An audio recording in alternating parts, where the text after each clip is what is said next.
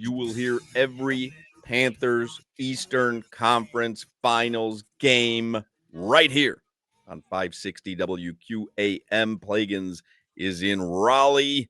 He is boots on the ground. He's on the Toyota of Hollywood hotline. Plagens, tell us a little bit about what to expect with this matchup with the Carolina Hurricanes. Well, it's an interesting one in that you've got a couple of teams with playoff history against each other. You remember back to the Eastern Conference Final in 2023, 2 years ago. These two teams played 4 games that were decided by 1 goal, and the Panthers won all 4 of them. So there is a little bit of a playoff history between the two teams. You also remember it was the last time these two teams played Game 1 in an Eastern Conference Final that we were at the arena just about all night. It was I the remember 6th that longest one game well. in the I think history of the every National Panthers Hockey fan League. remembers that one. Yes, so that was Game 1 of the last series that these two teams played against each other. The regular season matchups have always been entertaining, and now going into this series here, there is a reason that these two teams are meeting in this conference final, and there are a lot of similarities between the two. I think maybe you look at it, you say the Panthers do have a little bit more star power perhaps, and maybe a little bit more in terms of the offensive firepower, but the two teams defend very well. The two teams play really fast. The two teams play quick.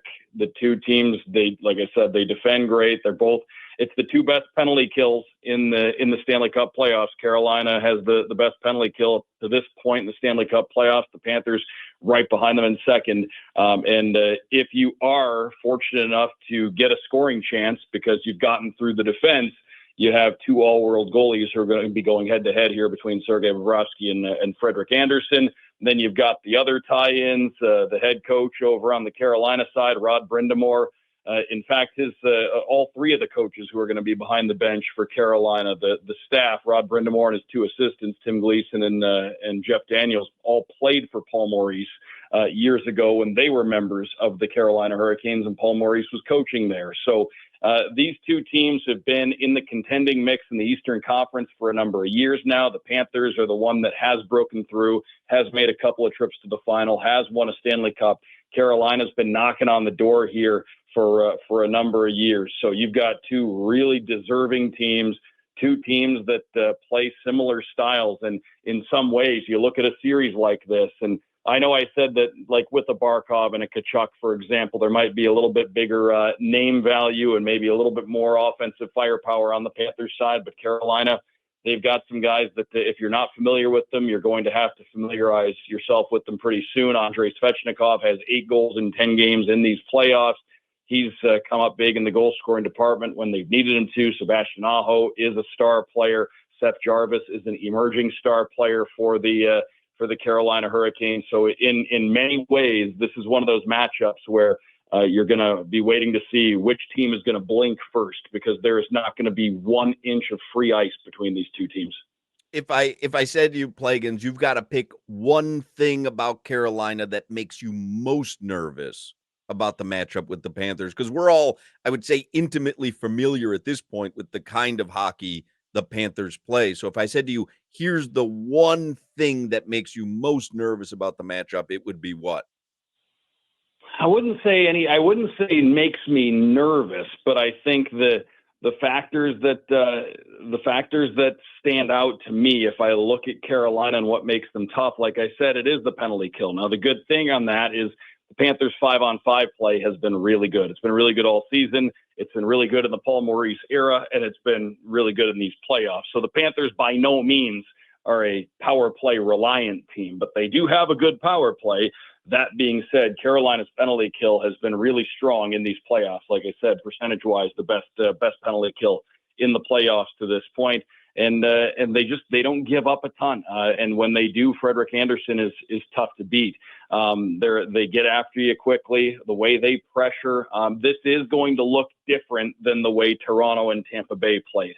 Carolina, it's a lot more north-south, in your face, dump the puck in and go get it back. They thrive on the forecheck. Very much when you describe the way Carolina plays, a lot of the same descriptions fit the way the Panthers play. So that's why, like I said, this is going to be a really interesting series to watch, because Paul Maurice told me just a little bit ago, when I talked to him, for after the morning skate for my usual pregame interview. The quote that he told me in terms of sizing up the matchup, he said, "The team that can play the fastest and then capitalize on the quickness of the game, I think wins." So that was what Paul Maurice told me, a direct quote just a little bit ago. So you're looking at two teams that play fast, two teams that get after you, that are in your face, and two teams that are very deserving to be in the Eastern Conference Final, and two teams that are certainly capable of winning a Stanley Cup.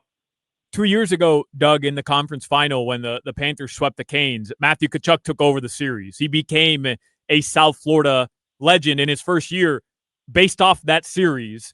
Is there something about this matchup, something about how the Carolina Hurricanes play that allows Matthew Tkachuk to be, a superstar on the ice? Not that he's not against other teams, but it was almost like as evident as ever just how great he was. Or was it just that series specifically, he was just playing superhuman, and it's not fair to expect that this time?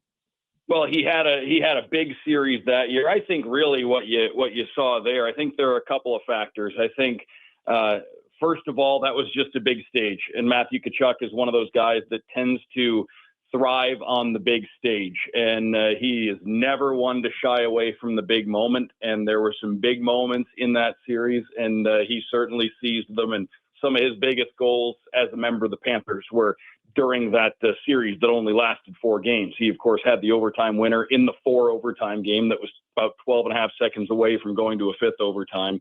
And he had the late game series clincher in game 4 at home. And obviously the photo of the celebration that's kind of become, a picture that'll be forever etched in Panthers lore. I think the other thing that maybe stands out, and this is where it was a key in that series and could be a key here, a way to generate offense against a team that is very sound defensively is to try and create havoc and chaos in front of the net, to try to pick up, scoring chances in close quarters right around the goal crease. And that is, an area of the ice where Matthew Tkachuk is and can be particularly dangerous. So, maybe he's able to come up with a big goal or two once again here in this series, where you feel like these are all going to be tight games. And on a given night, no reason to think, in terms of, if we're comparing the two, this might not be different from a couple of years ago, in that I wouldn't expect blowouts, and I wouldn't expect, I would think one goal could be enough to sway things one way or the other. So again, if he and his teammates can create some havoc in front of the net, that could certainly be something that could play into the Panthers' hands if they can make that happen. Doug Plagens is the radio voice for your Florida Panthers. We know that based on where you eat at road games, sometimes can affect the outcome of the game and or the series. And this gets serious now, Plagens, because you're in Raleigh, and this is the Eastern Conference Finals. Where have you eaten before tonight's game?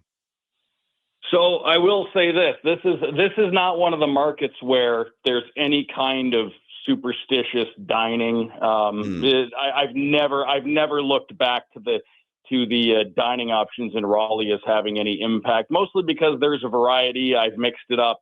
I've never really had a set go-to in this market to go and eat. There are just a lot of places that catch your eye. So yeah, I don't foresee that being, I don't see the lunchtime option, for example, being a big factor in this series. I think there are a lot of things that could be much more important factors. Do they have cookout there? Cookout in Raleigh? It is in the market. I haven't seen one yet. I haven't looked to even see how close I am to it, but that is a good idea should I have the opportunity to get over to one. Yeah, I've never been to one, but I've read good things about cookout. Very good. Yeah, very good. All right. Well, keep us posted if anything changes on the food front, because we're very invested in this, obviously. Yeah, and I know Chipotle came through in the clutch for us in a big way for Game 7, but there's not one of those. I haven't seen one of those nearby where I am, and like I said, even if there were here in Raleigh, I've mixed up the dining options a lot, so it's never been a big part of the equation in my mind.